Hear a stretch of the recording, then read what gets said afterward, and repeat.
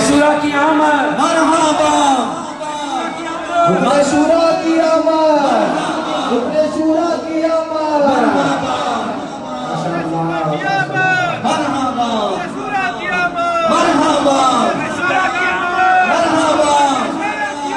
مرحبا مرحبا فضان اطار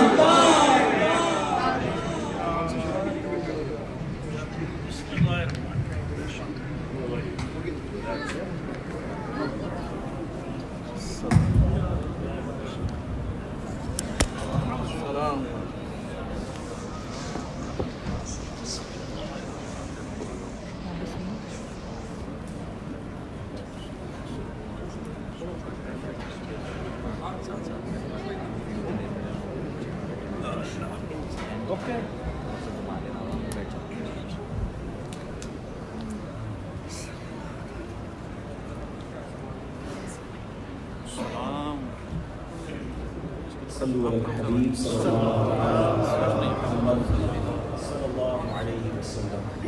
مجھے یہ حکم ملا ہے کہ ایک کلام کے چند اشعار آپ بھی سنا دیتے ہیں. ماشاءاللہ ہوں تو اٹلی میں مگر ہمارے وطن پاکستان اور بالخصوص پنجاب کے بہت سارے عاشقان رسول جمع ہیں، تو پنجابی کلام کے ایک دو اشعار انشاءاللہ آپ کو سنا دیتا ہوں. اور کلام بڑا ہی خوبصورت اور بڑا پیارا یوں ہے کہ دنیا میں بہت سارے لوگوں کے بہت سارے شوق ہوتے ہیں، ان کی ڈیزائرز ہوتی ہیں، تمنائیں ہوتی ہیں. کسی کو کوئی بہت اچھی گاڑی لینے کا شوق ہوتا ہے، کسی کو موٹر بائک لینے کا شوق ہوتا ہے، کسی کو پیسے کمانے کا شوق ہوتا ہے، کسی کو یورپ دیکھنے کا شوق ہوتا ہے. مگر سچی بات یہ ہے کہ سب سے اچھا شوق کون سا ہے؟ شاعر لکھتے ہیں لوکاں دیاں لکھ لوکاں دیاں لکھ ٹھاراں ساڑی ٹھار مدینہ. اللہ کی قسم جس کو مدینے سے محبت ہو جائے نا اس کو یورپ میں بھی مدینہ یاد آتا ہے. اللہ کرے کہ زندگی کا سب سے بڑا شوق ہی مدینہ بن جائے. مینوں شوق مدینے جاون دا میرے دل وچ حسرت ہور نہیں. مینوں شوق مدینے جاون دا میرے دل وچ حسرت ہور نہیں. آقا تیری مرضی ہے ساڈا تے کوئی زور نہیں. آقا تیری مرضی ہے ساڈا تے کوئی زور نہیں. میری عقل بھی نہیں میری شکل بھی نہیں مینوں یار مناؤن دا ڈھنگ بھی نہیں. میرا روپ بھی نہیں میرا رنگ بھی نہیں مینوں یار مناؤن دا ڈھنگ بھی نہیں. میرا عشق بھی رومی ورگا نہیں میرا عشق بھی رومی ورگا نہیں. میری جامی ورگی طور نہیں. پر مینوں شوق مدینے جاون دا میرے دل وچ حسرت ہور نہیں. آقا تیری مرضی ہے ساڈا تے کوئی زور نہیں. میرا عشق یہ کہنا ہے حوصلہ رکھ آقا دا بلاوا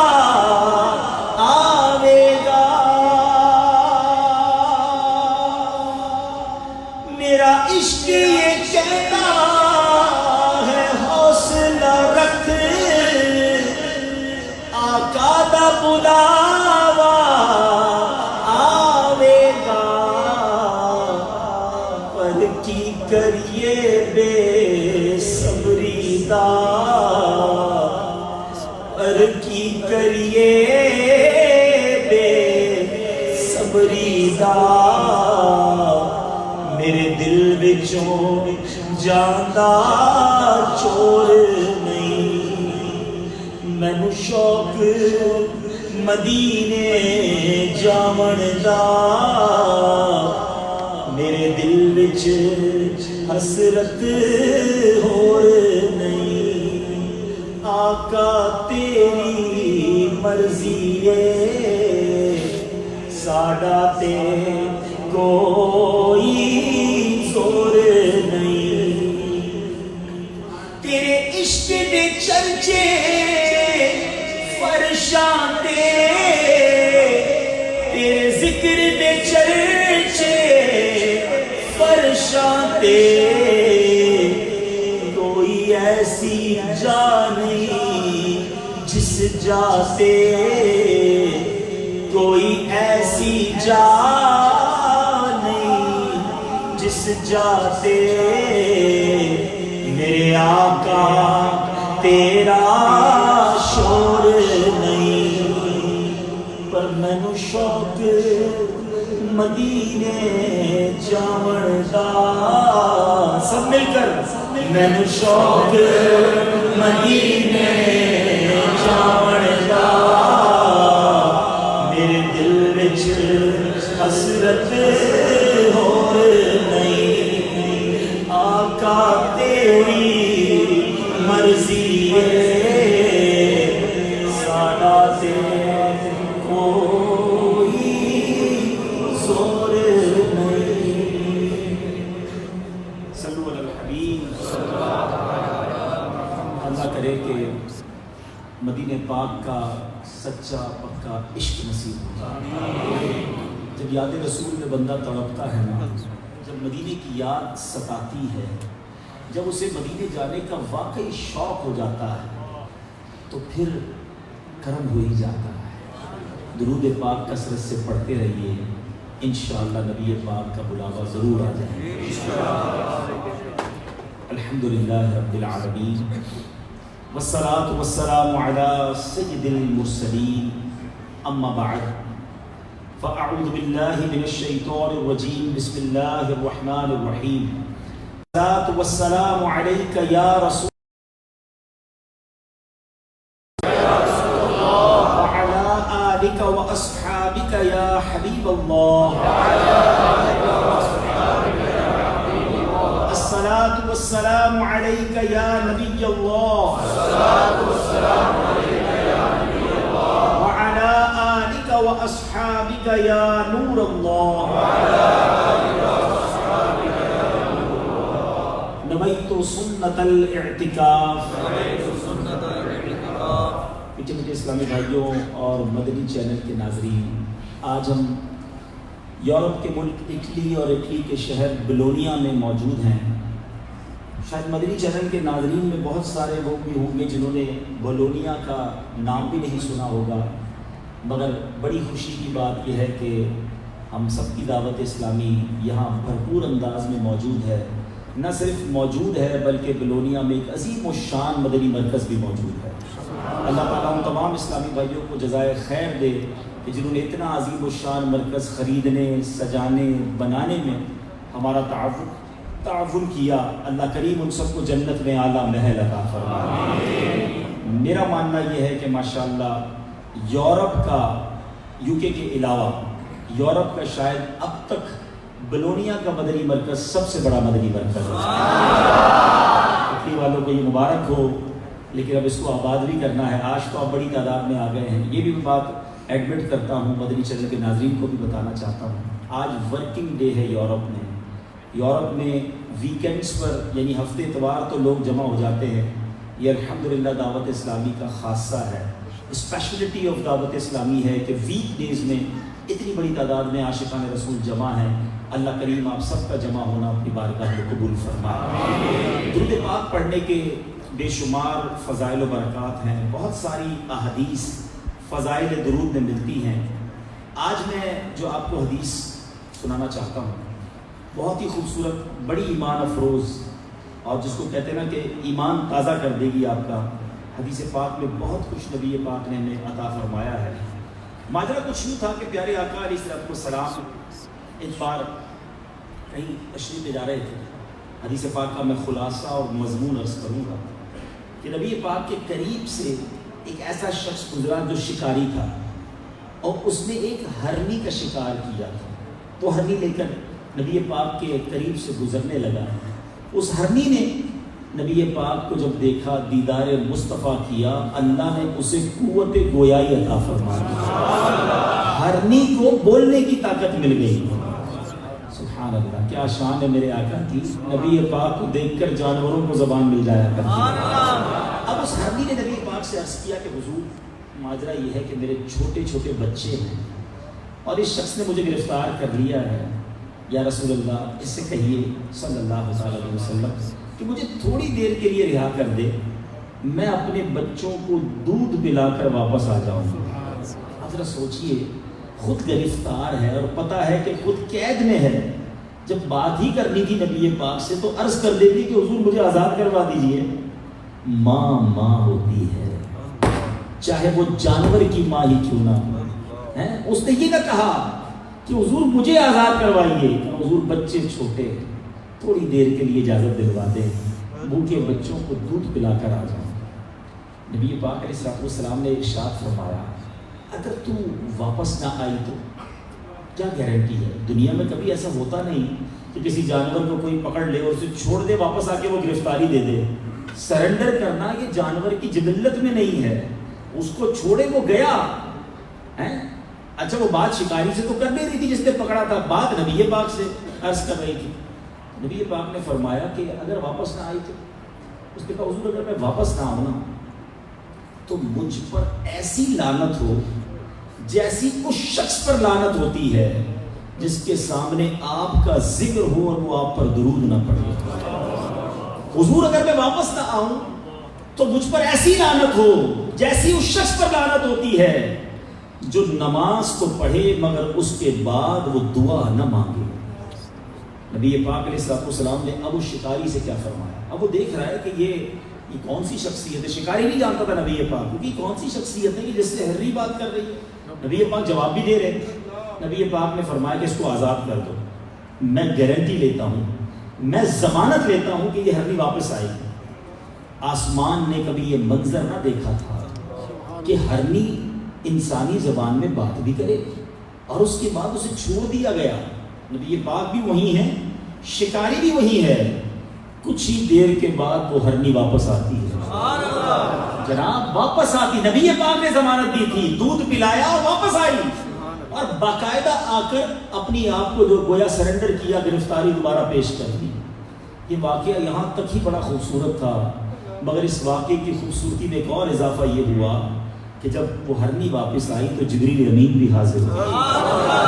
جبریل امین نے آ کر نبی پاک علیہ السلام سے عرض کیا, یا رسول اللہ صلی اللہ تعالی علیہ وسلم, اللہ عز و جل ارشاد فرماتا, اللہ عز و جل آپ کو سلام ارشاد فرماتا ہے اور فرماتا ہے مجھے اپنی عزت اور جلال کی قسم میں آپ کی امت پر اس سے زیادہ مہربان ہوں جیسے اس ہرنی کو اپنی اولاد پر شفقت ہے. یا رسول اللہ میں آپ پر آپ کی امت کو لوٹا دوں گا جیسے یہ ہرنی واپس آپ کی طرف لوٹ کر آئی.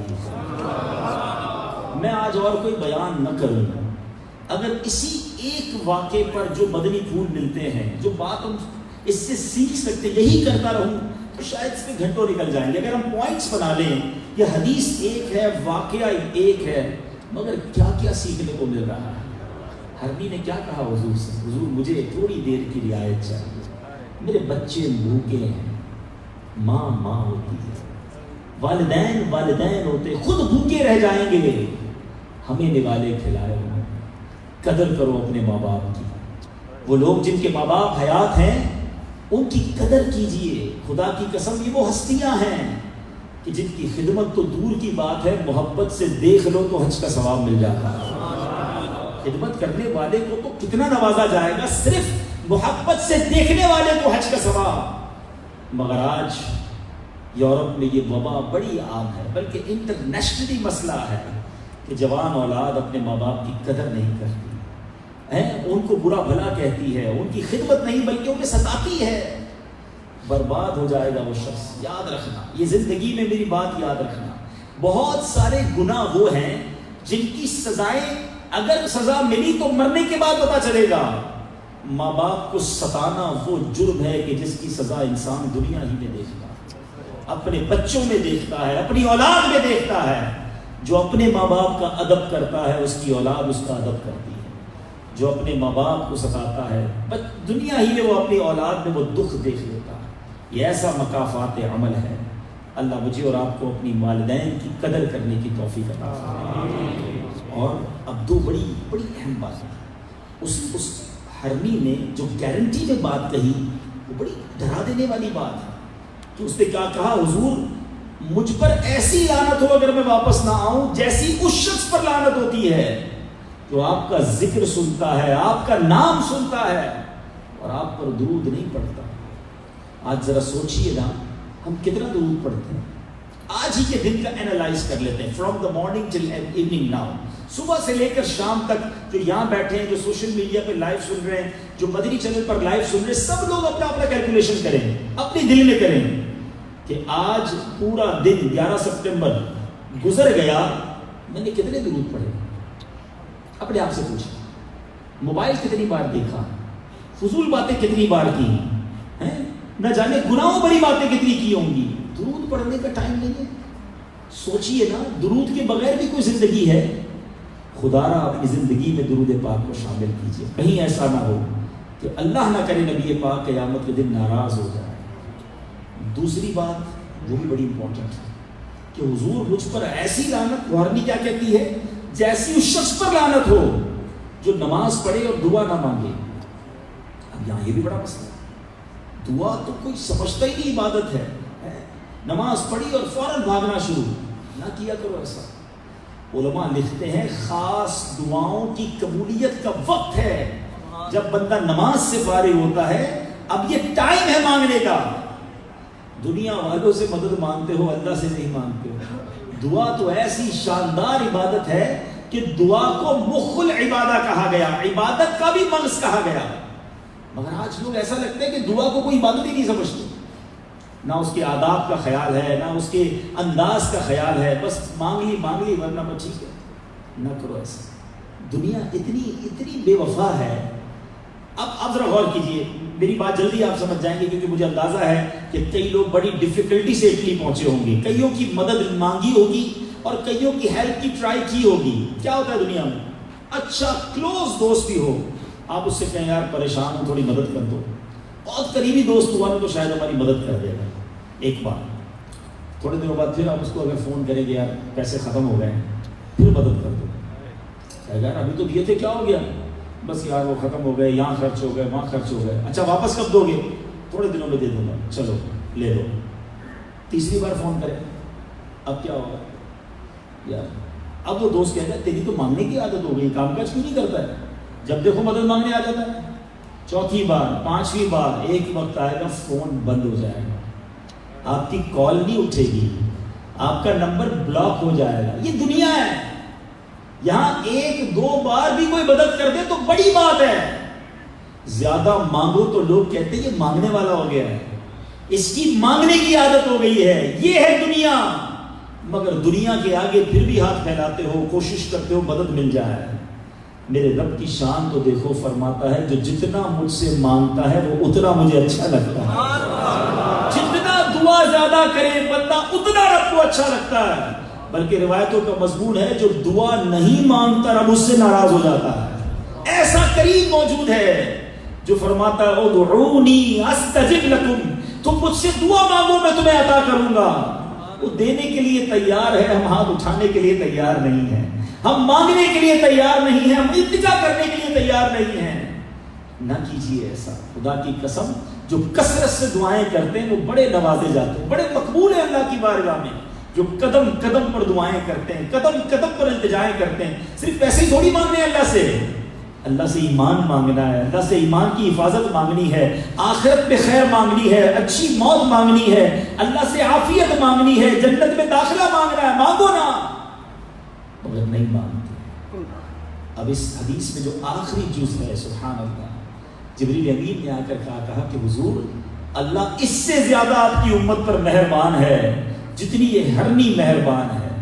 اے امتیوں تمہیں مبارک ہو، ایسے نبی ملے ہیں کہ جن کی امت بننے کی سبب رب بھی ہم پر مہربان ہے، وہ ہمارے نبی، ان کے ہم امتی تیری قسمت پہ لاکھوں سلام۔ بیڑا پار ہو گیا نا، اللہ نے ایسا کرم کر دیا کہ سرکار کا امتی بنا دیا، اور کیا چاہیے؟ اس کرم کا میں شکر کیسے کروں ادا جو کرم مجھ پہ میرے نبی کر دیا۔ ہم پر اتنی بڑی مہربانی کہ ہمیں امتی بنا دیا نبی پاک کو، تو فخر کیجئے، اللہ کا احسان مانیے، اور نبی پاک کو ناراض نہ کرنے والے ایسے کام نہ کریں جس سے نبی پاک ہی ہم سے ناراض ہو جائے۔ تو بہرحال حدیث ایک ہے، باتیں بہت ساری میں نے ڈیلیور کر دی ہیں۔ آج ایک نیت تو پکی کر کے اٹھیں کہ آج کے بعد روزانہ کثرت سے درود پاک پڑھیں گے اور دعا مانگنے میں کنجوسی نہیں کریں گے۔ اجتماعی دعا مانگیں، نماز کے بعد بھی دعا مانگیں، گھر میں بھی دعا مانگیں، دعا کا لطف اٹھاؤ یار۔ دعا کو سمجھتے کیا ہو؟ آپ کو کسی بہت بڑی شخصیت سے ملنا ہو، بہت بڑی پرسنالٹی ہو، سمجھ لیں وزیر اعظم سے ملنا ہے، ٹھیک ہے، کیسے ملو گے؟ پہلے سیکرٹری سے ٹائم، عام آدمی کو تو ٹائم ہی نہیں ملتا، چلے جناب سورس لگا لی، ٹائم لے لیا، او جناب کتنے دنوں کتنے مہینوں بعد ٹائم ملا، اور ٹائم کیا ملا؟ 5 منٹ 10 منٹ میکسیمم 15 منٹ، اتنی دیر ہے بھائی، اس کے بعد ٹائم ختم، اور پھر اگلے اپوائنٹمنٹ کے لیے تو ٹائم ہی نہیں ملے گا، مل تو لیا، دوبارہ کیوں ملنا ہے؟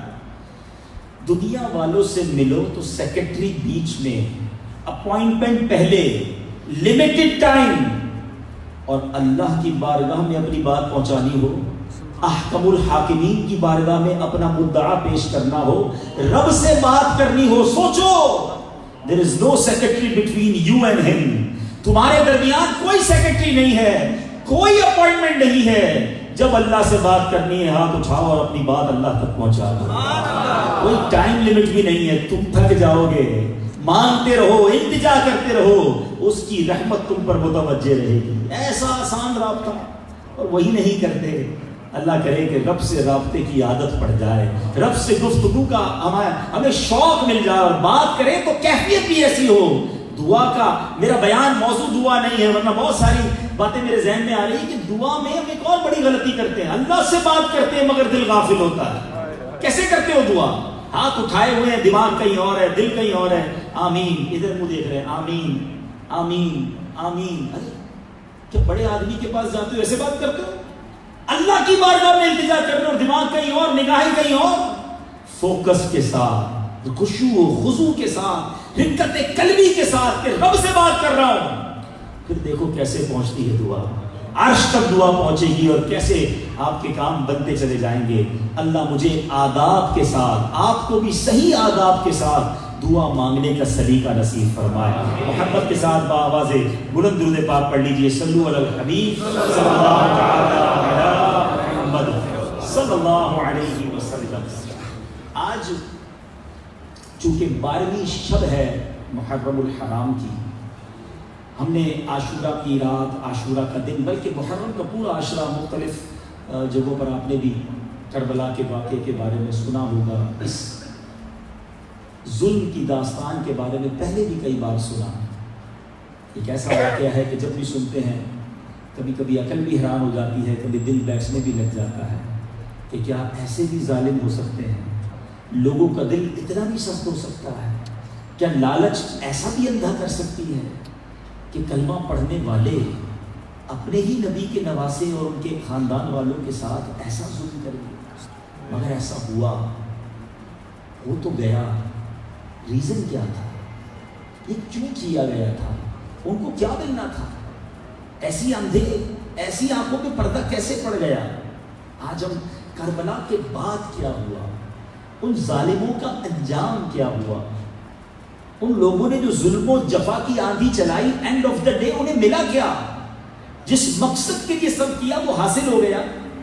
آج کچھ باتیں کربلا کے بعد جو واقعات ہوئے اس پر کرتے ہیں، اور اس سے پہلے جو اس ظلم کی داستان رقم کرنے والے ظالم لوگ تھے نا، وہ ایسے ظالم بن کیسے گئے، یہ بڑا ضروری ہے سمجھنا۔ اس سے سیکھنے کو یہ ملا، حدیث پاک کا مضمون پہلے سمجھ لیں کہ مال کی اور اقتدار کی لالچ ایسے کسی کے ایمان کو نقصان پہنچاتی ہے کہ اگر کسی بھوکے بھیڑیے کو، بھوکا بھیڑیا بکریوں کے ریوڑ میں چھوڑ دیا جائے تو وہ کس طرح بکریوں کو چیر پھاڑ کے رکھ دے گا، اس سے زیادہ ایمان کو جو نقصان پہنچاتی ہے حدیث کا مضمون وہ مال کی اور اقتدار کی لالچ ہے۔ اے یورپ میں رہنے والوں، اے مجھے دنیا بھر میں سننے والوں، یہ مال جو ہے نا، اس کی محبت دل میں آنے نہ دینا ہے بڑا مشکل۔ مال ہی تو انسان سمجھتا ہے سب کچھ ہے، پیسے ہوں گے تو خوشحال ہوں گا، پیسے ہوں گے تو فیوچر برائٹ ہوگا، پیسے ہوں گے تو مسائل حل ہوں گے۔ مال شیطان نے ایسا دل میں پھنسا دیا ہے کہ اسی مال کے چکر میں بندہ حرام کماتا ہے، اسی مال کے چکر میں وہ غلط کام کرتا ہے، اللہ کی ناراضگی والے کام کرتا ہے۔ ہم سنتے ہیں کہ مسلمان کہلانے والا شراب بیچتا ہے، مسلمان کہلانے والا معاذ اللہ خنزیر بیچنے والے اسٹور پہ کام کر رہا ہوتا ہے، مسلمان ہی کہلانے والا، ماں باپ مسلمان تھے، کلمہ پڑھا تھا، اذان سنی تھی، مگر یورپ آنے کے لیے اپنے فارم کے خانے کے اندر لکھ دیتا ہے کہ میں مسلمان نہیں ہوں۔ یعنی ایک طرف تو آپ کہتے ہیں یزیدیوں نے بڑا ظلم کیا، ہم اپنے ساتھ کیا کرتے ہیں، تھوڑے پیسوں کے لیے، تھوڑے یورو کے لیے جو ان غلط کاموں میں ملوث ہے وہ غور کرے کہ یہ مال کی لالچ کہیں برباد نہ کر دے۔ جب بھی آپ کے دل میں مال کی لالچ گھر کرنے لگے نا، چیک کیا کرو کہ میرے نزدیک دین زیادہ ہے یا مال زیادہ ہے۔ اور یہ چیک پتہ کیسے ہوگا کہ جب حرام روزی آئے نا سامنے، بڑے بڑے زبردست ڈیل آ جائے، زبردست پروفٹ، لاکھوں کروڑوں روپے کا پروفٹ سامنے آئے، نفع نظر آئے، یورو نظر آئے، اب اپنے دل سے پوچھو کہ یہ ہیں حرام کے، لے لوں یا اللہ کی وجہ سے چھوڑ دوں، اللہ کی ناراضی کی وجہ سے چھوڑ دوں۔ یہ ٹیسٹ ہے آپ کا کہ ایمان مضبوط ہے یا دنیا کی محبت مضبوط ہے۔ اچھا پیسے آ گئے، اب جب زکوٰۃ دینے کی باری آتی ہے تو زکوٰۃ دیتے وقت پہلے تو پوری دیتے ہو کہ نہیں، یہ چیک کریں، اور اگر دیتے ہیں تو دل پر بوجھ ہے یا آسانی سے دیتے ہیں۔ اگر برڈن فیل ہو رہا ہے، مشکل فیل ہو رہا ہے، نہیں نکل رہے، یار بچ جائے کسی طریقے سے، کوئی طریقہ، کوئی ایسا راستہ بتاؤ کہ یہ زکوٰۃ کے پیسے بچ جائیں، تو سمجھ لو سٹارٹ ہو گیا معاملہ۔ یزید والے نقشے قدم پر چل پڑے آپ، مال کی محبت آ گئی ہے، اور یہ مال کی محبت ادھر جا کے مارے گی کہ بندہ سوچ بھی نہیں سکے گا، ایسا پھنسائے گی۔ زکوٰۃ دیتے وقت، صدقہ دیتے وقت، نیکی کا کام کرتے وقت دل سے مال نکلتا ہے کہ نہیں، یہ بار بار چیک کرنے کی ضرورت ہے۔ کربلا کا واقعہ بار بار یاد دلاتا ہے کہ دیکھو مال کی محبت میں نہ پڑنا، اور پھر کچھ لوگوں کو اقتدار کا نشہ ہو جاتا ہے، یہ سیٹ چاہیے اور آگے بڑھنا ہے اور آگے بڑھنا ہے۔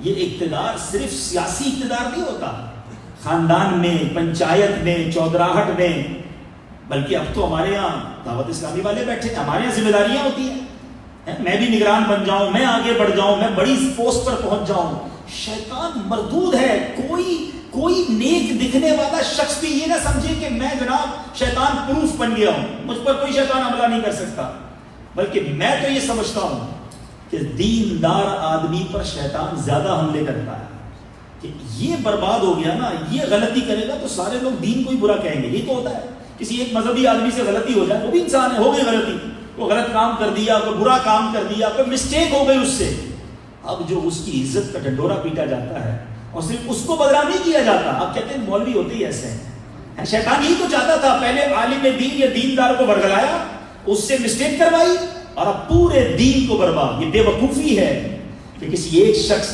کی وجہ سے کسی تنظیم یا کسی دین کو یا کسی اسلام کو جو ہے وہ معاذ اللہ نشانہ بنایا جائے۔ تو اللہ کرے کہ سب سے پہلے جو کربلا والوں پر ظلم ہوا، اس ظالموں کی جو وجہ تھی، وہ جب تک روٹ کاز آپ نہیں ڈھونڈیں گے، اپنے آپ کو کیسے بچاؤ؟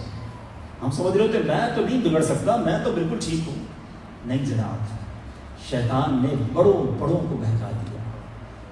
بلم بن باعورہ کے بارے میں آتا ہے، یہ ایسا شخص تھا کہ یہ زمین پر بیٹھ کر لوح محفوظ دیکھ لیا کرتا تھا، ہر دعا قبول ہوتی تھی، مستجاب الدعوات تھا، مگر پیسے کا لالچ لے کر لوگ آئے کہ اتنے پیسے لے لو، حضرت موسیٰ کے خلاف بد دعا کر دو. پہلے تو منع کرتا رہا، مگر زیادہ پیسے، ملینز آج کے دور میں، سونا چاندی، بڑا نیک تھا جناب، وہ کیسے بہک گیا؟ پیسہ ایسا بہکا کہ حضرت موسیٰ کے خلاف اس بدبخت نے جب بد دعا کی تو اس کی زبان باہر آ گئی، کفر پر مرا. تو خدا را یہ نہ سمجھنا کہ میں محفوظ ہوں، بس ڈرتے رہنا، دعا مانگتے رہنا کہ اللہ بچائے رکھنا، تیرے کرم سے بچ پائیں گے. باقی ہمارے پاس کچھ نہیں مالک، بڑے بڑوں کو شیطان نے بہکا دیا. ہم تو کمزور ہیں، ہم بڑے ہی کمزور ہیں مالک، ہماری مدد کیجیے، تو طاقتور ہے. شیطان کے مقابلے میں ہماری مدد کرنا، کہیں مال کے لالچ میں، کہیں نفس اور ہوس کے لالچ میں کوئی ایسی غلطی نہ ہو جائے مولا کہ سب کیا کرایا پانی پھر جائے، برباد نہ ہو جائے. یاد رکھنا میرے بھائیوں، زندگی میں کوئی بھی مقام پانے میں بڑا ٹائم لگتا ہے، مگر ایک غلطی انسان کو منہ دکھانے کے لائق نہیں رکھتی. اللہ مجھے اور آپ کو نفس و شیطان کے واروں سے بچائے. ان لالچیوں نے کر تو دیا، ظلم کی آندھیاں چلا تو دی، مگر یزید کو کتنا ٹائم ملا؟ یزید کو 3 سال، صرف 3.5 سال حکومت کا موقع ملا. اس بدبخت نے ہر برائی کی، ایسی برائیاں کی کہ زبان پر بھی نہیں لا سکتے. شراب کے دور چلے، معاذ اللہ، مسجد نبوی شریف کی بے حرمتی کی گئی اس کے دور میں، مگر 39 ایئرز کی ایج میں، ابھی تو جوانی تھی نا، 39 ایئرز کی ایج میں اسے ایک ویرانے میں جا کر ایک عورت نے خنجر کے وار کر کے مار دیا. برے کام کے لیے بلایا، حرام کام کے لیے بلایا اور مار دیا. کسی کو پتہ ہی نہیں چلا یزید کہاں ہے. بڑا جور، بڑا فخر، بڑا جس کو آپ کہیں کہ حکومت کا سربراہ، لوگوں کو پتہ ہی نہیں کدھر ہے. کئی دنوں کے بعد جب گئے تو کوے اور گدھ اس کی لاش کو کھا چکے، دفن کرنے جیسا بھی نہیں تھا، پتھر کے اندر دبا دیا گیا. کدھر ہے وہ زور، کدھر ہے وہ جناب اقتدار کا نشہ، کدھر گئے وہ پیسے؟ قیامت تک اس پر لعنت پڑتی رہے گی. امام حسین بظاہر تو شہید ہوئے، مگر بتاؤ نا آج بھی ان کا نام لیتے ہیں تو منہ میں چاشنی آ جاتی ہے، سر ادب سے جھک جاتا ہے. ان کی قربانی پر آج بھی آنکھیں اشکبار ہو جاتی ہے کہ ہمارے تک اسلام پہنچانے کے لیے انہوں نے کتنی بڑی قربانی دی. احسان ہے اس امت پر امام حسین اور ان کے خاندان کا، کربلا والوں کا احسان ہے. اس احسان کا صلہ ہم کیا دے رہے ہیں؟ ہم کیسے دین کی خدمت کر رہے ہیں؟ امام حسین دنیا سے چلے گئے، اسلام کو زندہ کر گئے. شاعر کہتے ہیں نا، قتل حسین اصل میں مرگ یزید ہے، قتل حسین اصل میں مرگ یزید ہے، اسلام زندہ ہوتا ہے ہر کربلا کے بعد. جس زبردست ظالم، نام لینے کا بھی جی نہیں چاہتا، خولی بن یزید، یہ وہ بدبخت ہے جس نے امام حسین رضی اللہ تعالیٰ عنہ کا سر ان کے تن سے جدا کیا، آپ کے سر کو کاٹا. اس بدبخت کا کیا بنا؟ چند ہی برس کے بعد ایسا پلٹا دیکھے، اللہ کی شان دیکھے، ایسا پلٹا کھایا حالات نے کہ ایک شخص تھا جس کا نام تھا مختار ثقفی، اس کو کنٹرول ملا اور اس نے اعلان کر دیا کہ جتنے بھی امام حسین اور کربلا والوں کے قافلے کو شہید کرنے والے ظالم تھے سب کو ڈھونڈا جائے اور چن چن کر مارا جائے. ڈھونڈ ڈھونڈ کر ان ظالموں کو مارا گیا. اور خولی بن یزید کے ساتھ تو کیا ہوا کہ مختار نے پہلے اس کے چاروں ہاتھ پیر کٹوائے، پھر سولی پر چڑھایا اور آخر اسے آگ میں جھونک دیا. کدھر گیا وہ زور، کدھر گیا وہ ظلم کہ ہم یہ ہیں ہم وہ ہیں، اتنا اسلحہ تھا، اتنا کنٹرول تھا، گورنری کے وعدے تھے، مگر کچھ نہ بچا. شاعر لکھتے ہیں نا ان ظالموں کو مخاطب کرتے ہوئے، اے تشنگان اہل بیت، اے تشنگان خون جوانان اہل بیت، دیکھا کہ تم کو ظلم کی کیسی سزا ملی، رسوائے خلق ہو گئے، برباد ہو گئے. اے ظالموں تم کو ذلت ہر دو سرا ملی، تم نے اجارا حضرت زہرا کا بوستان، تم خود اجڑ گئے، تمہیں ایسی سزا ملی. دنیا پرستوں دین سے منہ موڑ کر تمہیں دنیا ملی نہ عیش و طرب کی ہوا ملی، آخر دکھایا رنگ شہیدوں کے خون نے، آخر دکھایا رنگ شہیدوں کے خون نے، سر کٹ گئے امان نہ تمہیں ایک ذرا ملی۔ اور کمال کی بات مکتے میں لکھی شاعر نے، وہ لکھتے ہیں پائی ہے کیا نعیم، انہوں نے ابھی سزا، ابھی کیا سزا ملی، اصل تو ملے گی جب قیامت میں اللہ کی بارگاہ میں پیش ہونا ہے ان ظالموں نے۔ پائی ہے کیا نعیم، انہوں نے ابھی سزا، دیکھیں گے وہ جہنم میں جس دن سزا ملی۔ اب اسی طرح ایک اور بڑا مجرم ابن زیاد، یہ گورنر تھا کوفے کا، یزید کے بعد سب سے بڑا ظالم یہ تھا، اس کے آرڈر پر یہ سب کچھ ہوا، مگر اللہ کی شان دیکھیں، 6 سال کے عرصے میں عاشورے کا دن تھا، وہی عاشورے کا دن تھا، وہی فرات کا کنارہ تھا، وہی یہ ظالم تھے، اور ان کو فرات کے کنارے چن چن کر قتل کیا گیا۔ وہی کوفے کا گورنر ہاؤس تھا جہاں ابن زیاد بیٹھا تھا، اور اس کے سامنے امام عالی مقام کا سر انور لایا گیا تھا، اسی مقام پر اب ابن زیاد کا سر لایا گیا، کاٹ کر اس کے ساتھیوں کا سر لایا گیا۔ ایک بڑا سانپ آیا، لوگ گھبرا کر پیچھے ہٹے، مگر وہ سانپ کبھی ابن زیاد کے منہ میں جاتا، کبھی آنکھ اور نتنے سے باہر نکلتا۔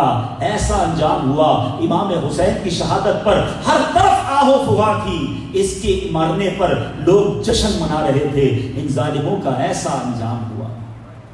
امام حسین کے ساتھ کیا ہوا؟ جب آپ کا سر انور کاٹ کر ان ظالموں نے نیزے پر بلند کیا، میرے امام کی شان دیکھو، بظاہر تو دنیا سے چلے گئے ہیں، مگر اللہ والے شہیدوں کو مردہ نہ کہو۔ کیا مثال دی، کیا دلیل دی امام حسین نے، کہ جب امام حسین کا سر انور نیزے پر لے جایا جا رہا تھا، آپ کی زبان پر تلاوت قرآن مجید، سن رہے ہیں، ہونٹ ہل رہے ہیں اور تلاوت قرآن مجید، سبحان اللہ۔ اب ذرا سوچئے کہ امام عالی مقام کے چہرے پر جب آپ کے سر انور سے تلاوت قرآن ہو رہی تھی تو تلاوت بھی کون سی؟ سورہ کہف کی آپ تلاوت کر رہے تھے، ان اصحاب الکہف والرقیم کانوا من آیاتنا عجبا۔ ترجمہ کنز ایمان ذرا سنو کہ پہاڑ کی خو یعنی غار اور جنگل کے کنارے والے، اللہ کہتا ہے ہماری عجیب نشانی ہے۔ اس وقت اللہ نے قوت گویائی بخشی اور زبان مبارک سے امام حسین کی یہ جاری ہوا کہ اصحاب کہف کا واقعہ سے میرا قتل اور میرے سر کو لیے پھرنا عجیب تر ہے۔ اصحاب کہف کو تو غیر مسلموں نے مارا تھا نا، اللہ کو نہ ماننے والوں نے ان پر ظلم کیا تھا، اور وہ کئی سو سال تک غار میں سوتے رہے، پھر اللہ نے انہیں پھر گویا حیاتی دی، نیند سے بیدار ہوئے۔ مگر امام حسین کو تو نانا جان کی امتیوں نے ایسا کیا، کلمہ پڑھنے والوں نے، اور پھر آپ کا سر انور بازاروں میں گھمایا جانا اور سر انور سے تلاوت ہو رہی ہے۔ میسج کیا ہوتا ہے؟ بول کا سر تلاوت کرے، آج ہم پورا سال تلاوت نہ کریں۔ اے پنجتن کا غلام کہلانے والوں، محرم کی نیاز پکا کر کھانے والوں، کھلانے والوں، یہ اچھی بات ہے، کھلانا چاہیے، نیاز پر فاتحہ بھی دینا چاہیے، مگر کیا اتنی بھی بات پوری ہو جائے گی؟ امام حسین آخری وقت کربلا میں سجدہ کریں اور نیزے پر تلاوت کریں، اور ہم پورا سال نمازیں بھی قضا کریں معاذ اللہ اور تلاوت بھی نہ کریں۔ بتاؤ نا یہ کیسی پنجتن کی غلامی ہے؟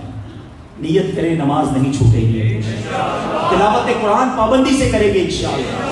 اور اب میں بیان کو ایک اور طرف لے جانا چاہتا ہوں جو بیسیکلی آج میرے بیان کا موضوع ہے، کہ مختار ثقفی جس نے کام تو بڑا کمال کیا ہے، ایسا بدلہ لیا کہ جتنے ظالم تھے سب کو اس نے پکڑ پکڑ کر ان کے ٹکڑے ٹکڑے کروا دیے، ان کو قتل کروایا۔ لیکن مختار ثقفی نے ایک اور عجیب کام یہ کیا کہ اس نے آگے جا کر نبوت کا اعلان کر دیا۔ معاذ اللہ، اس نے کہا کہ مجھ پر وحی نازل ہوتی ہے۔ اب عقل حیران ہو جاتی ہے کہ ایک طرف تو اہل بیت کے ان قاتلوں کا اتنا زبردست بدلہ لینے والا، اتنا اچھا کام کرنے والا، اور اینڈ اس کا کیا ہوا کہ اس کا ایمان ہی سلب ہو گیا۔ معاذ اللہ، جو یہ کہہ دے، نبوت کا دعویٰ کرے، ہمارے آقا تو خاتم النبیین ہے، سوچ بھی کوئی نہیں سکتا نا، نبی پاک کے بعد کوئی نبی آ ہی نہیں سکتا، لیکن اس شخص نے نبوت کا دعویٰ کیا، کہتا مجھ کو وحی آتی ہے، اور اب وہ بے ایمان ہو کر مرا۔ جو اس بات سے سیکھنا ہے نا، ہو سکتا ہے کسی کے ذہن میں وسوسہ بھی آئے کہ یار یہ کیسے ممکن ہے کہ اتنا اچھا کام کرنے والا جو ہے وہ بے ایمان ہو کر مرا. تو یہاں ایک بات سمجھنی ہوگی کہ اللہ بے نیاز ہے. مجھے اور آپ کو اپنے ایمان کی فکر کرنی ہے. اور ایک اور روایت میں آتا ہے نا کہ اللہ تبارک و تعالی اگر چاہے تو فاجر سے بھی دین کا کام لے لیتا ہے. کسی بے ایمان سے بھی دین کی خدمت ہو جائے گی. اپنی دین کی خدمت کو دیکھ کر یہ نہ سوچے کہ میں جناب ایمان سلامت لے کے قبر میں جاؤں گا. ایک حدیث یاد کر لو، انما الاعمال بالخواتیم. اعمال کا دار و مدار خاتموں پر ہے. جس کا خاتمہ ایمان والا ہے نا پھر نیکی کام آئے گی. نمازیں، روزے، حج، زکوٰۃ، صدقے، یہ سارے جب کام آئیں گے جب ایمان لے کر جائیں گے. ایمان ہی نہیں ہے تو پھر کچھ بھی نہیں ہے. مگر کمال یہ ہے آج ہمارے پاس تھوڑے پیسے زیادہ ہوں. ابھی مثال کے طور پہ اتنے سارے بھائی بیٹھے ہیں، کسی کے پیسے جیب میں 2-3 ہزار یورو پڑے ہوں تو شاید وہ ہر تھوڑی دیر بعد ہاتھ لگائے گا کہ یار پڑے نہیں پڑے گی، بھیڑ تو نہیں ہے. مہنگا والا موبائل لیا ہو تو موبائل بار بار دیکھتے ہیں. کوئی بھی دنیا میں قیمتی چیز لے اس کی حفاظت کی ہم فکر کرتے ہیں. اے مسلمانوں مجھے بتاؤ تمہارے پاس سب سے قیمتی چیز کیا ہے؟ بتاؤ نا. ساری دنیا کی دولت ایک طرف، ایمان کی دولت ایک طرف. ایمان کا کوئی نیبل بدل نہیں ہے. ایمان نہیں تو بربادی بربادی ہے. مگر مجھے بتاؤ نا ایمان کی حفاظت کی کتنی فکر کی ہے؟ کب اللہ سے دعا کی ہے اللہ میرا ایمان سلامت رکھیو؟ کب یہ بات معلوم کرنے کی کوشش کی ہے کہ ایمان چلا بھی جاتا ہے تو جاتا ہے تو کن چیزوں سے جاتا ہے؟ کچھ لوگ تو شاید ابھی تک یہی نہیں سمجھے کہ ایمان چھن بھی سکتا ہے، ایمان سلب بھی ہو سکتا ہے. سیدی اعلیٰ حضرت امام اہل سنت فتاوی رضویہ میں لکھتے ہیں کہ جس شخص کو سلب ایمان کا خوف نہیں ہوتا، ڈر ہے کہ اس کا ایمان اس سے مرتے وقت چھین لیا جائے. فکر ہی نہیں ہے، ٹینشن ہی نہیں ہے، کوئی خیال ہی نہیں ہے. ہو سکتا ہے ابھی بھی کئی لوگ شاکنگ پوزیشن میں ہوں گے، حیران ہوں گے کہ کیا اس کے لیے بھی ڈرنا ہے، اس کی بھی فکر کرنی ہے. آئیے میں آپ کو چند روایات، پہلے قرآن کی آیت سنیے. اللہ تبارک و تعالیٰ قرآن مجید فرقان حمید میں کیا فرماتا ہے؟ رب قرآن میں فرماتا ہے کہ یہ ایمان جو ہے نا کتنا ضروری ہے، اس کے بغیر زندگی کیسی بیکار ہو سکتی ہے، یہ سمجھنا بہت ضروری ہے. اللہ تعالیٰ قرآن میں فرماتا ہے، پارہ نمبر 2 سورہ بقرہ آیت نمبر 217، وَمَن يَرْتَدِدْ مِنْكُمْ عَنْ دِينِهِ فَيَمُتْ وَهُوَ كَافِرٌ فَأُولَٰئِكَ حَبِطَتْ أَعْمَالُهُمْ فِي الدُّنْيَا وَالْآخِرَةِ وَأُولَٰئِكَ أَصْحَابُ النَّارِ هُمْ فِيهَا خَالِدُونَ. ترجمہ سنو میرے میٹھے اسلامی بھائیو، ڈرو اللہ سے، بار بار ایمان کی حفاظت کی دعا مانگو. اللہ قرآن میں فرماتا ہے اور تم میں جو کوئی اپنے دین سے پھرے پھر کافر ہو کر مرے تو ان لوگوں کا کیا اکارت گیا، حبطت اعمالہم، ان کے اعمال ختم، فنش دنیا میں اور آخرت میں، اور وہ دوزخ والے ہیں. ہم فیہا خالدون، انہیں اس میں ہمیشہ رہنا ہے. یاد رکھنا جو بے ایمان ہو کر گیا نا دنیا سے، اس کے پاس چانس نہیں ہے جنت میں آنے کا. ہمیشہ ہمیشہ کے لیے جہنم اس کا ٹھکانہ ہوگا. کون کرتا ہے اپنے ایمان کی فکر؟ مجھے بتاؤ نا. دعا بھی کرتے ہو تو بچوں کے لیے، فیملی کے لیے، کاروبار کے لیے، روزی کے لیے، صحت کے لیے. کب مانگی اللہ سے یا اللہ میرا ایمان سلامت رکھنا؟ آؤ میں آپ کو نبی پاک کی ایک دعا بتاتا ہوں صلی اللہ تعالیٰ علیہ وسلم. حالانکہ میرے آقا وہ ہیں جن کے صدقے میں اور آپ مسلمان ہیں. ہم پڑھتے ہیں نا، تیرے صدقے میں آقا سارے جہاں کو دین ملا. ارے آقا کے صدقے سب کو دین ملا ہے. مگر نبی پاک کی دعا تو سنو، میرے آقا کیا دعا کرتے ہیں؟ یا مقلب القلوب ثبت قلبی علی دینک. اے دلوں کو پھیرنے والے، میرے دل کو اپنے دین پر ثابت قدمی عطا فرما. یہ دعا مانگتے رہا کرو، اللہ سے عرض کرتے رہا کرو، اللہ ایمان چھن نہ جائے. سنو، اگر آپ مسلمان گھر میں پیدا ہوئے اور بوڑھے ہو گئے ہو مسلمان ہو کر بھی تو ڈرتے رہنا. اللہ کے حبیب کی حدیث سناتا ہوں. نبی پاک فرماتے ہیں، جس کا مضمون ہے کہ 4 قسم کے لوگ ہوتے ہیں. There are 4 categories. نمبر 1، کچھ لوگ مسلمان پیدا ہوئے، مسلمانوں والی زندگی گزاری اور ان کا خاتمہ بھی ایمان پر ہوتا ہے. ہم اللہ سے دعا کرتے ہیں اللہ ہمیں اسی کیٹیگری میں رکھنا. تو نے ہی کرم کیا، ہمیں مسلمان ماں باپ کے گھر میں پیدا کیا، ہمارا اس میں کوئی کمال نہیں تھا، اب تک بھی تو نے ہی مسلمان رکھا ہے. اے اللہ ہمیں ایمان پر ہی موت عطا فرمانا. دوسری کیٹیگری آقا فرماتے ہیں صلی اللہ تعالیٰ علیہ وسلم، کچھ لوگ غیر مسلم پیدا ہوتے ہیں، غیر مسلم گھرانے میں پیدا ہوتے ہیں، ٹھیک ہے، اور غیر مسلموں والی زندگی ہی گزارتے ہیں اور کفر پر ہی ان کا خاتمہ ہوتا ہے. بڑی تعداد ہے ایسے، لاکھوں کروڑوں لوگ ہیں دنیا میں ایسے. مگر اب جو دو کیٹیگری ہے نا وہ ذرا غور سے سنیے.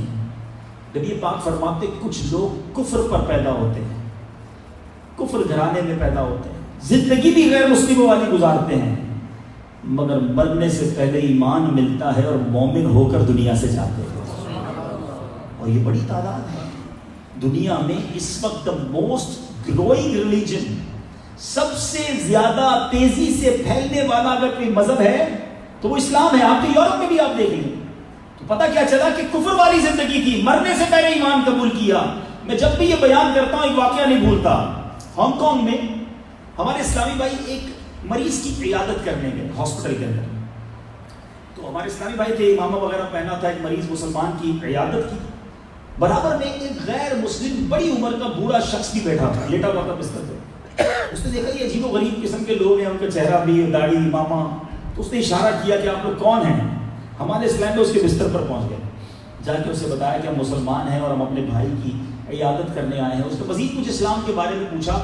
مور دین 70 ایئرس اس کی ایج تھی، جو بستر پر اسپتال کے پڑا ہوا تھا. سنو، تھوڑی دیر میں اس کا دل چاہا. اسلامی بھائیوں نے کوشش کی، اس مریض نے بستر پر اسلام قبول کر لیا، کلمہ پڑھ لیا، اور یقین کریں کچھ گھنٹوں کے بعد اس کا انتقال بھی ہوا. اللہ، اس کے نصیب میں ایمان والی موت تھی. اسلامی بھائیوں کا جانا ہوا، ہاسپٹل پہنچنا ہوا، یہ سب اللہ کی طرف سے تھا اور اسے ایمان بستر پر مل گیا. یہ تینوں کیٹیگری تو ٹھیک ہے، مگر اب جو چوتھی کیٹیگری نبی پاک نے بیان کی نا وہ بہت ڈرانے والی ہے. اللہ کے حبیب فرماتے ہیں کچھ لوگ مسلمان گھرانے میں پیدا ہوئے، اسلام والی زندگی گزاری، مگر خاتمہ ان کا کفر پر ہو گیا. ذرا سوچیے، میں اور آپ بھی تو اس میں ہو سکتے ہیں نا. اپنے ایمان کی فکر کرو، اپنے ایمان کو بچانے کی فکر کرو.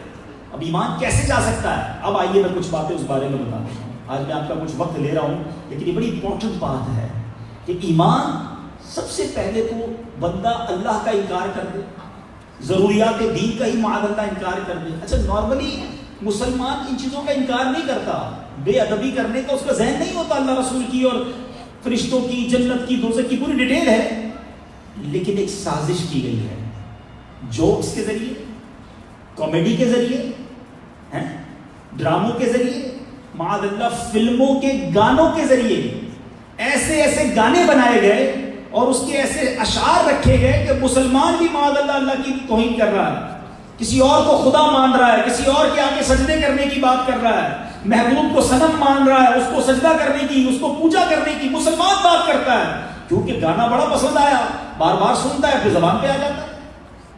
یہ مذاق نہ کرو اپنے دین کے ساتھ. کچھ دوست ملتے لطیفے سناتے ہیں، جس کو لطیفے، چٹکلے، کامیڈی کے پروگرام دیکھتے ہیں، کوئی جنت کا مذاق، کوئی دوزخ کا مذاق، کوئی جناب معاذ اللہ اللہ کے عذاب کو ہلکا پیش کر رہا ہے. میں اشارے کر رہا ہوں، سمجھدار سمجھ رہے ہوں گے یہ نہیں ہو رہا کیا؟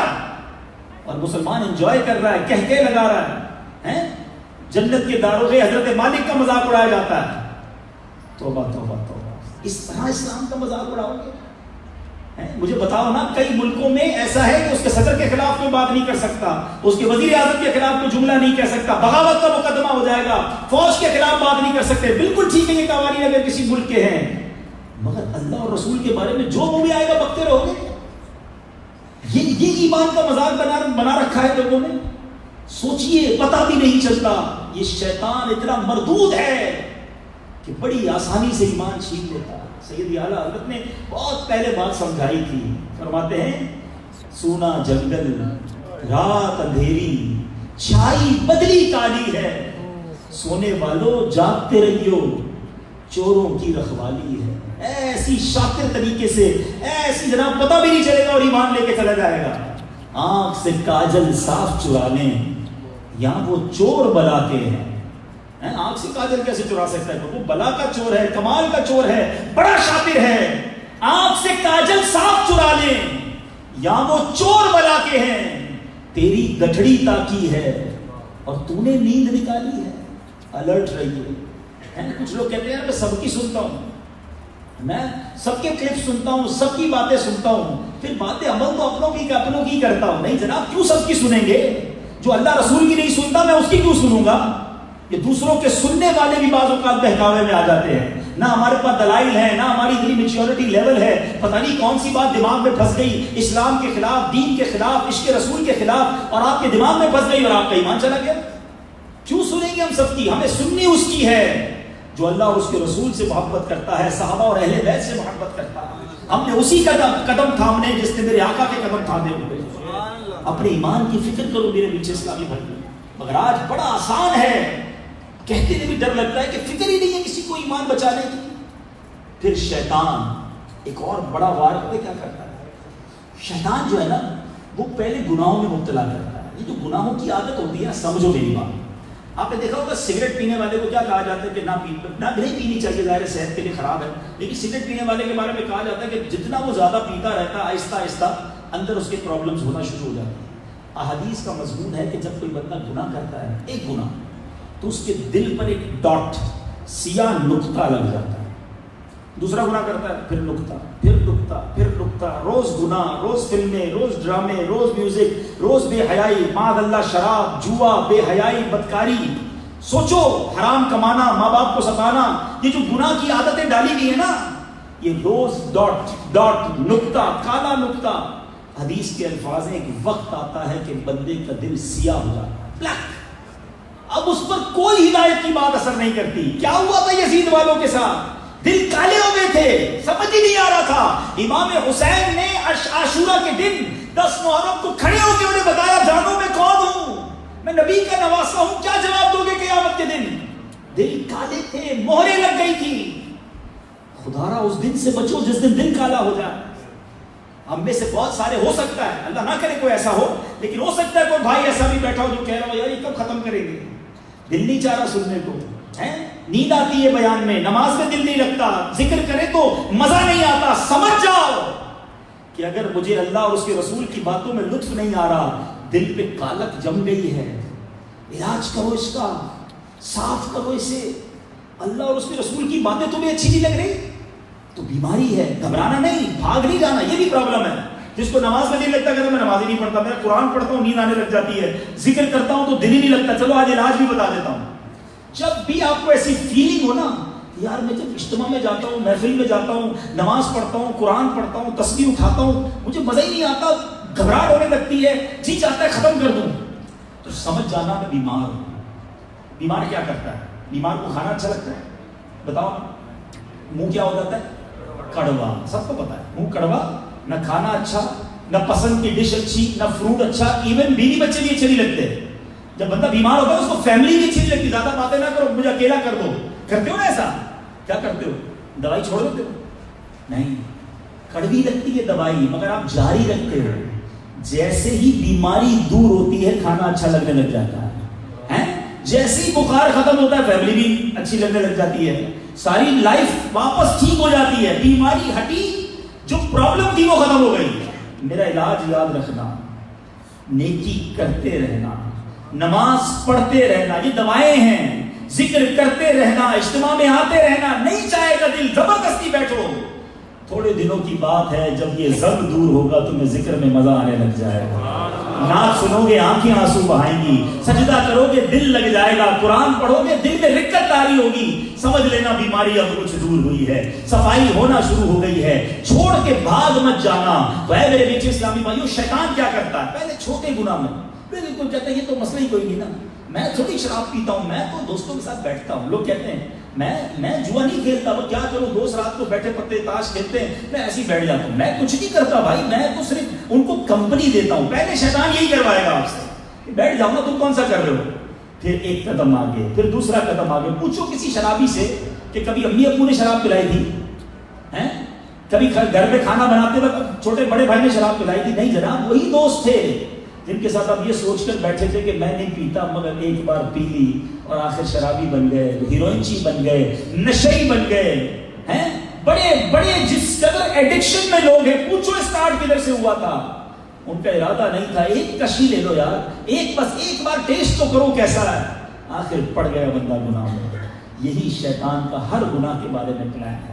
میں آپ کو ایک واقعہ سناتا ہوں, اتنا اندوہناک واقعہ ہے, یہ سنو گے نا تو بات یہ پوری کلیئر ہو جائے گی یہ ظالم وار کیسے کرتا ہے. ماجرا کیا ہوا, بنی اسرائیل میں ایک بہت عابد شخص تھا, بہت بڑا عبادت گزار, بہت عبادت کرتا, اس کے چرچے تھے عبادت. 3 بھائی تھے, ان کی ایک بہن تھی.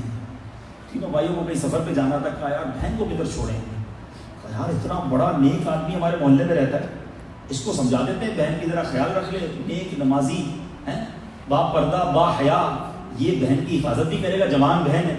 تینوں بھائی نے اس کو کہا اور چلے گئے.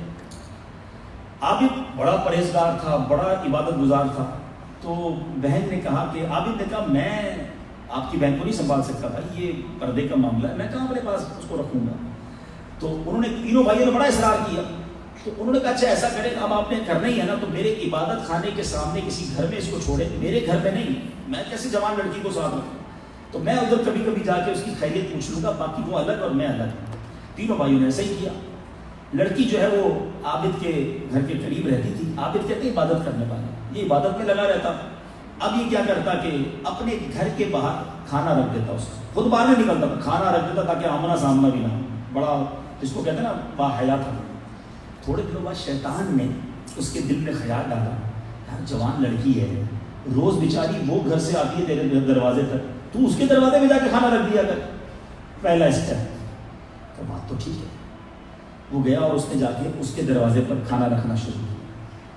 تھوڑے دنوں بعد شیطان کہتا ہے بیچاری اتنے دنوں سے اکیلی گھر میں ہے, اندر کھانا دے کر کچھ بات چیت تو کر لیا کر, کتنے دنوں سے اکیلی ہے, کس سے بات کرے گی. یہ بھی بات چیت. اب گھر کے اندر جانا شروع ہوا, بات چیت کا سلسلہ شروع ہوا. اب تھوڑی دیر بات نہیں, اب پورا دن باتیں ہوتی رہی. اب میرے اشارے سمجھتے جاؤ, جو ٹیلی فون پر پہلے بہن سمجھ کر, کزن سمجھ کر باتیں کرتے ہیں, ہم تو اچھی باتیں کرتے ہیں, میں تو دین سکھاتا ہوں, یہ بھی کہتے لوگ, میں تو جناب اس کو دین سمجھا رہا ہوں, تم بڑے عالم دین بنے ہوئے, پہلے اپنے دین کا تو حال دیکھو. ٹیلی فون پہ لڑکیوں کو ہی دین سکھانا ہے. اور آہستہ آہستہ پھر شیطان رنگ ڈالتا ہے, نہیں میں تو اپنی بہن سمجھتا ہوں, بولی بہن ہے. یہی شیطان نے اس کے ساتھ کیا. پہلے 2 منٹ, اب پورا دن گھر میں بیٹھ کر یہی باتیں ہیں.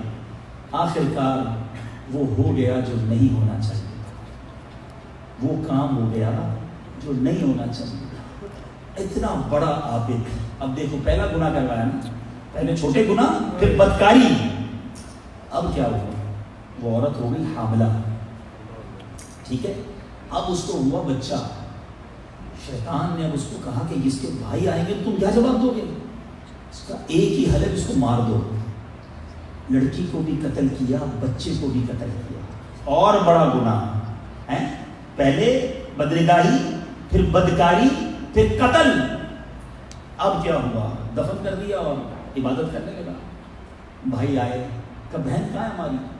تو کہتا ہے تمہاری بہن جو ہے وہ تو اس کا انتقال ہو گیا, میں نے قبرستان میں جا کر اسے دفنا دیا, تم تو رابطے میں نہیں تھے. ایک قبر بھی جا کے دکھا دی کہ یہ قبر ہے تمہاری بہن کی. بھائی آئے اور رو دھو کر بہن کی فاتحہ پڑھی, سو گئے. اللہ اکبر. اب شیطان ایک آدمی کی شکل میں ایک بھائی کے خواب میں آیا اور بہن کا پوچھا. اس نے کہا بہن تو مر گئی ہے, قبرستان میں دفن بھی ہوئی. شیطان نے کہا وہ مری نہیں ہے, اس عابد نے تمہاری بہن کی عزت کو لوٹا ہے. بچہ پیدا ہوا, اسے بھی مارا ہے, بہن کو بھی مارا ہے. اس کے گھر کے پیچھے والے دالان میں, باغ میں اس کی لاش دفن ہے, جا کر دیکھو. صبح بھائی اٹھا, اپنے بھائی کو خواب بتایا, کہا میرے بھی خواب میں یہ آیا. تیسرے بھائی نے کہا میرے خواب میں بھی یہ آیا. تینوں بھائیوں کے خواب میں جا کے شیطان نے اس کو ساری بات بتا دی. اس عابد کے باغ کو کھودا گیا, بہن کی لاش بھی نکلی, بچے کی لاش بھی. پورے علاقے میں اس کا جو ڈنڈورا پیٹا گیا, جو اس کو مارا گیا, آخر کار اس کو پھانسی کی سزا گورنمنٹ کی طرف سے سنا دی گئی. بالکل پھانسی کے تختے پر تھا. اب شیطان اس کے سامنے آیا تو شیطان نے اس کو کہا کہ دیکھو میں نے تیرے حال کیا کیا ہے. پہلے مجھے عورت کے فتنے میں ڈالا, پھر قتل کروایا, اب تم میرا ایک کہنا مانو تو میں تمہیں بچا لوں گا.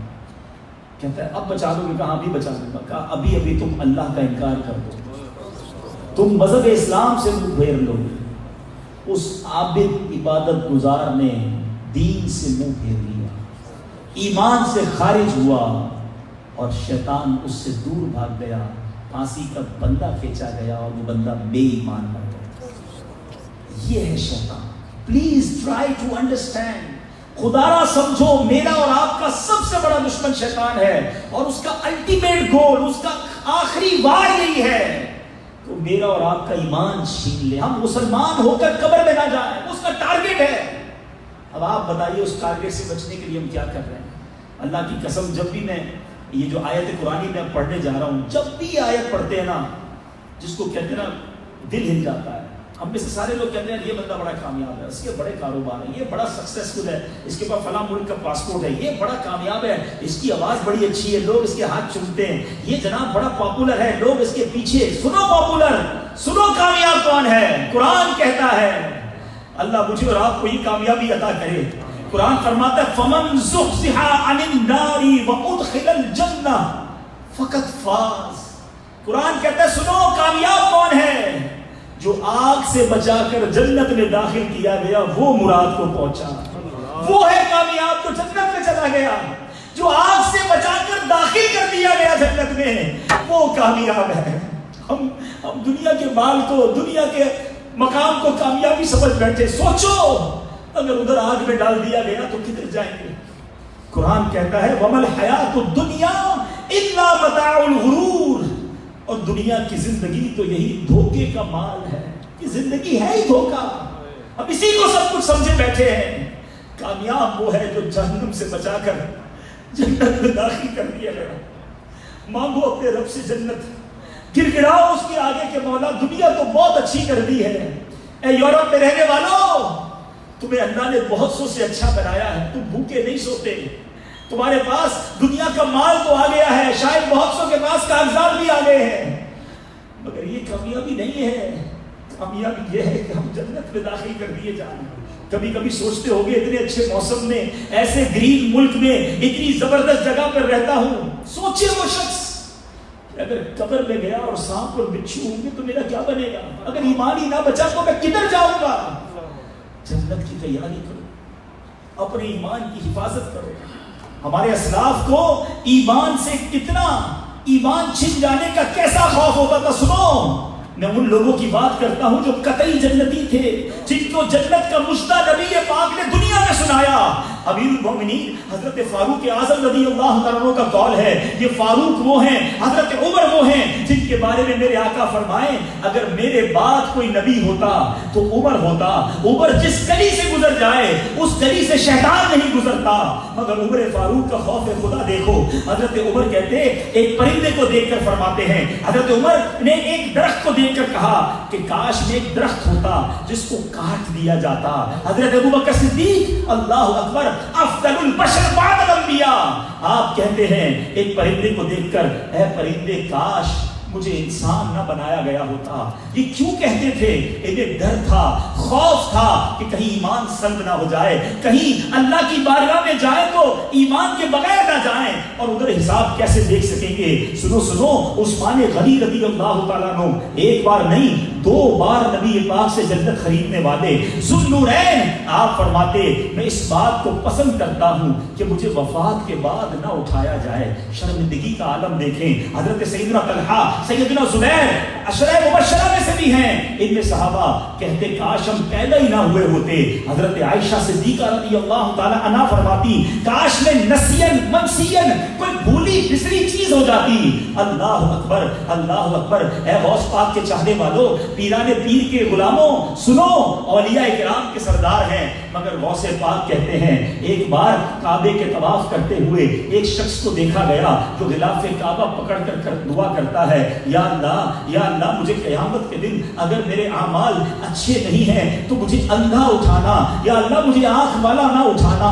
کسی نے کہا اے شیخ اب تو عافیت کی دعا کرتے ہیں، آپ قیامت کے دن اندھا اٹھائے جانے کی دعا کرتے ہیں۔ جب انہوں نے سر اٹھایا لوگوں کی چیخیں نکل گئی، وہ کوئی اور نہیں شیخ عبد القادر جیلانی ہے۔ کہا حضور ایسی دعا کعبے کا غلاف پکڑ کر کہتے ہیں اگر اللہ کی بارگاہ میں میرے گناہ زیادہ ہیں تو میں چہرہ کیسے دکھاؤں گا، لوگوں کو سامنا کیسے کروں گا۔ پیران پیر کہتے ہیں لوگ کہتے ہیں آج عید کا دن ہے، عید کا دن ہے، عبد القادر کے لیے عید کا دن وہ ہوگا جب اپنا ایمان سلامت لے کر دنیا سے جائے گا۔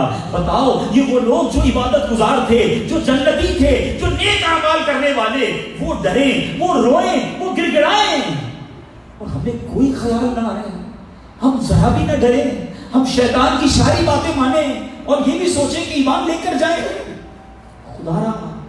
خدا میرے پیچھے اسلامی بھائیوں دین کی ایمان کی فکر کیجیے. اور احادیث کا مضمون ہے کہ بندہ دوستی کرتے وقت دیکھے کہ بندہ دوست کے دین پر ہوتا ہے. جس کو دیکھو دوست بنائے بیٹھے ہو, بد مذہب ہے وہ بھی دوست ہے, بے عقیدہ ہے وہ بھی دوست ہے. انسان اپنے دوست کے دین پر ہوتا ہے. ایسے دوست بناؤ جو اللہ والے ہیں. علماء کہتے ہیں دوست ایسا ہوتا ہے جسے دیکھے تو خدا یاد آ جائے. بتاؤ نا ایسا دوست ہے کوئی؟ ہمارے پاس تو دوست ایسے جس کو دیکھو تو سنیما یاد آتا ہے, فنکشن یاد آتا ہے, شراب کھانا یاد آتا ہے, بے حیائی کے کام یاد آتے ہیں, جب ملتا ہے وہ اور گندی چیز بتا دیتا ہے. ایسے دوست جو نہ مرنے کے بعد کام آئے, نہ دعا کر سکے, نہ ایصال ثواب کر سکے. آ جاؤ دعوت اسلامی کے ماحول میں, بہت اچھے دوست ہیں. یقین کرو دعوت اسلامی اتنا زبردست ماحول ہمیں اللہ نے دے دیا ہے. یہ بڑے اچھے دوست ہیں. یہ دنیا میں بھی ہمیں گناہ کی طرف جاتا دیکھتے ہیں نا, ہمیں بچاتے ہیں, ہمیں سمجھاتے ہیں. نہ جاؤ, آ جاؤ جنت کے راستے کی طرف, پڑھ لو نمازیں, آ جاؤ قرآن پڑھ لو, آ جاؤ قافلے میں اللہ کے گھر میں کچھ دن گزار لو. گناہ کی طرف نہ جاؤ, حرام کی طرف نہ جاؤ. کتنے اچھے دوست ہیں. اور یقین کرو جب ہم مر جائیں گے نا, یہ دوست پھر بھی نہیں بھولتے, یہ وہاں بھی یاد رکھتے ہیں, پھر دعا کریں گے. قافلے میں جائیں گے ہمیں یاد کر لیں گے. دیکھو نا دنیا میں کسی اسلامی بھائی کا انتقال ہوتا ہے, باقی سارے لوگ بھی دعا کر رہے ہوتے ہیں. یہ اتنی خوبصورت فیملی ہے, اس میں شامل ہو جاؤ, اچھے دوست تلاش کر لو. آخری حدیث سنا کر اپنی بات ختم کرتا ہوں. نسائی شریف کی حدیث جب سے پڑھی ہے, اللہ اکبر, کیا حدیث.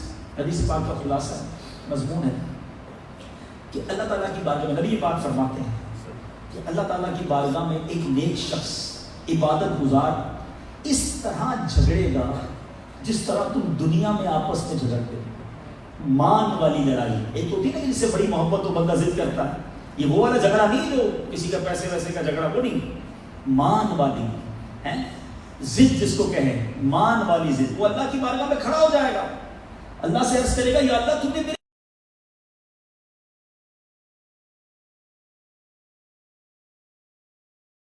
کام کیا, ہم نے روزے رکھے, یا اللہ ایک ساتھ تو نے اسے جہنم میں ڈال دیا. اس بندے کا اللہ کی بارگاہ میں مقام یہ ہوگا, اللہ فرمائے گا جاؤ اپنے دوست کو جہنم سے نکال کر لے آؤ.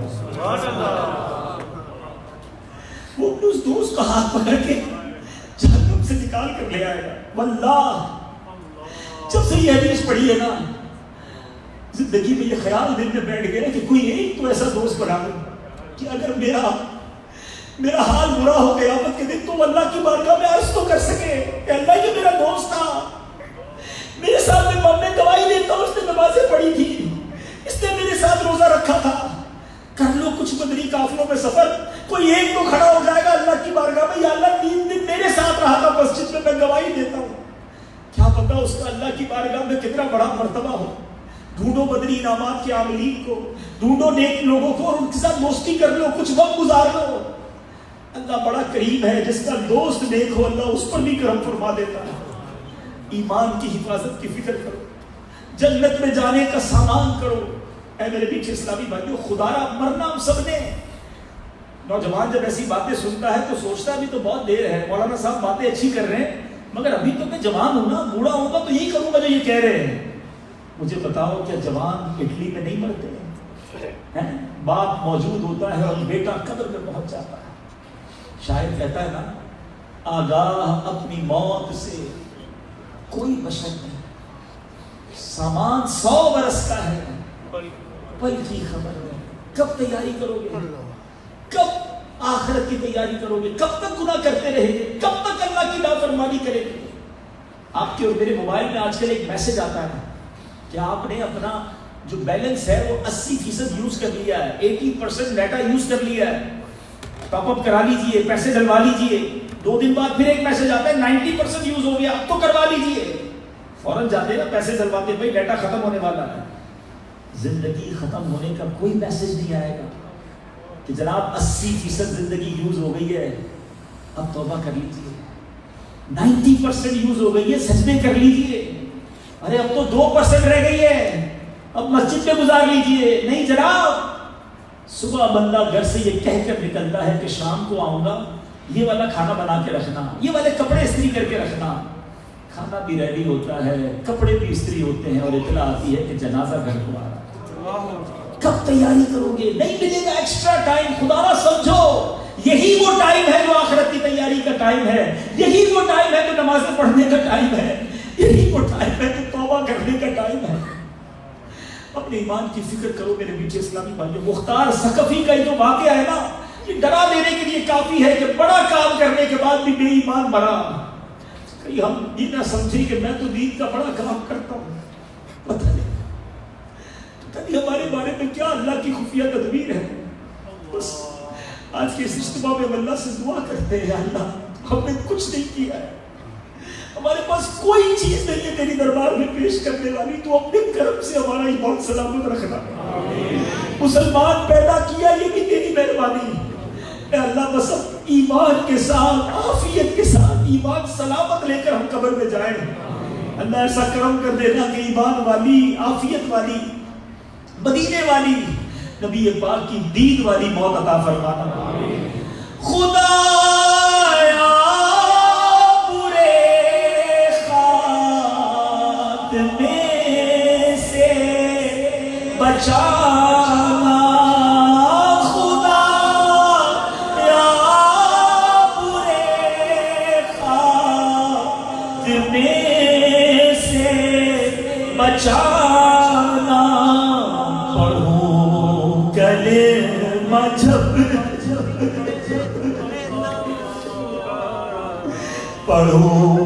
کلمہ جب نکلے دم یا الہی، پڑھو کلمہ جب نکلے دم یا الہی، بہت کوششیں کی گناہ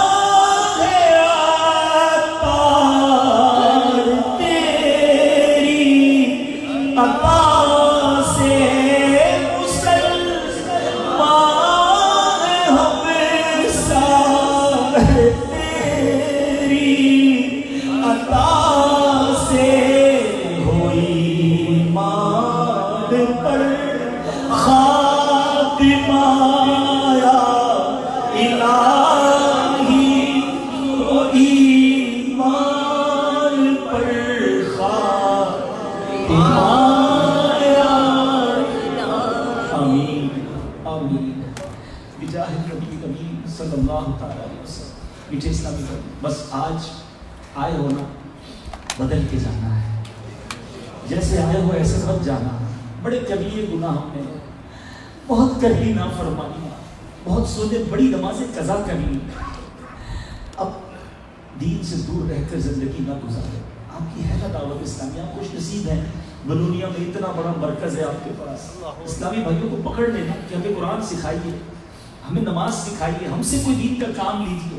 امام حسین نے گھر بار چھوڑ کر سب کچھ لٹا دیا، ہمیں بتائیں، ہم دعوت اسلامی کے ساتھ ہیں، ہم مل کر کام کرتے ہیں۔ دل نہیں چلتا آپ کا جب مسلمانوں کے بارے میں خبریں سنتے ہیں کہ مسلمان حرام کاموں میں، شرابوں میں، رنگ رلیوں میں، کیا کیا نہیں ہو رہا۔ یورپ میں کیا بتاؤں، مجھ سے زیادہ آپ جانتے ہیں۔ چلنا چاہیے دل، کہ نبی پاک کے امتی ایسے کاموں میں پڑ گئے ہیں، اتنا زیادہ غرق ہو گئے گناہوں میں، انہیں کون بچائے گا، کون لائے گا ان کو واپس؟ آ جاؤ دعوت اسلامی کے ماحول، مدنی قافلوں میں سفر کریں، آپ دعوت اسلامی کے ہفتہ وار اجتماع پہ پابندی سے آئیں۔ انشاءاللہ بھی ہمارے نگران صاحب بتائیں گے کہ کب کب دعوت اسلامی کا اجتماع ہوتا ہے، قافلے سفر کرتے ہیں، مدرسہ۔ پلیز ان تمام ایکٹیویٹیز میں حصہ لیں۔ اپنے ایمان کی حفاظت کا طریقہ یہی ہے کہ بس اچھے ماحول میں رہیں گے نا تو انشاءاللہ شیطان کے واروں سے بچتے رہیں گے۔ اللہ تعالیٰ مجھے اور آپ کو عمل کرنے کی توفیق عطا فرمائے۔ صلو علی الحبیب۔